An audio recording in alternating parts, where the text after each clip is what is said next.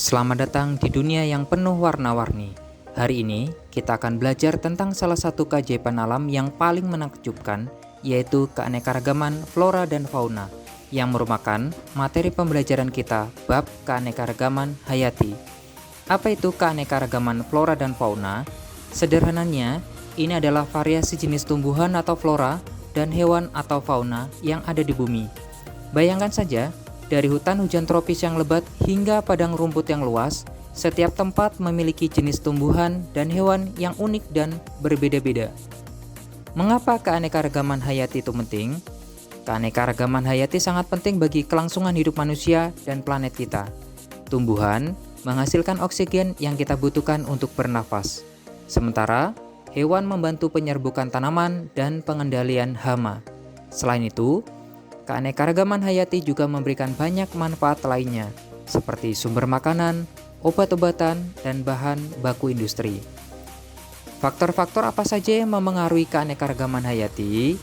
Ada beberapa faktor yang memengaruhi keanekaragaman hayati, antara lain, yang pertama, iklim, meliputi suhu, curah hujan, dan kelembapan, sangat memengaruhi jenis tumbuhan dan hewan yang dapat hidup di suatu daerah. Yang kedua adalah tanah, meliputi jenis tanah yang berbeda-beda yang akan mendukung pertumbuhan tumbuhan yang berbeda pula. Yang ketiga, topografi, meliputi ketinggian, kemiringan, dan bentuk lahan juga memengaruhi persebaran flora dan fauna. Yang keempat, makhluk hidup, yang meliputi interaksi antar tumbuhan dan hewan yang dapat mempengaruhi keanekaragaman hayati. Yang kelima, aktivitas manusia, yang meliputi kegiatan manusia seperti pertanian, perindustrian, dan urbanisasi yang dapat mengancam keanekaragaman hayati. Persebaran flora fauna di Indonesia. Indonesia merupakan salah satu negara dengan keanekaragaman hayati tertinggi di dunia. Hal ini disebabkan oleh letak geografis Indonesia yang berada di antara dua benua dan dua samudera. Persebaran fauna di Indonesia dibagi menjadi tiga zona: zona Asiatis, zona peralihan, dan zona Australis. Pembagian tiga kawasan ini diperjelas dengan adanya garis Wallace dan garis Weber. Garis Wallace adalah garis imajiner yang memisahkan kawasan fauna Asiatis dan fauna peralihan. Garis Weber adalah garis imajiner yang membagi kawasan fauna peralihan dan kawasan fauna Australis. Ancaman terhadap keanekaragaman hayati.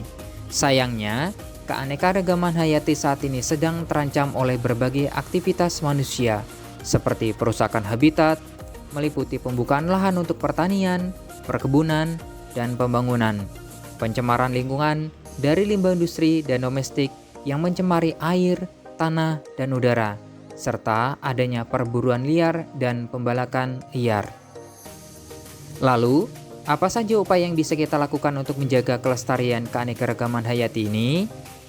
Ya, betul sekali.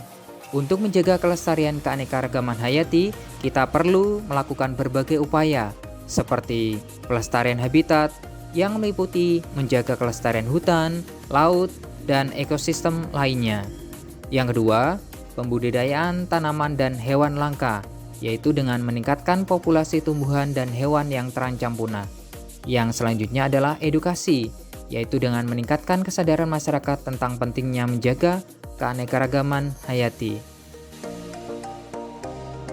Kesimpulannya, keanekaragaman flora dan fauna merupakan anugerah yang sangat berharga bagi kita. Kita harus menjaga dan melestarikannya, agar generasi mendatang dapat menikmati keindahan dan manfaatnya. Terima kasih, salam lestari.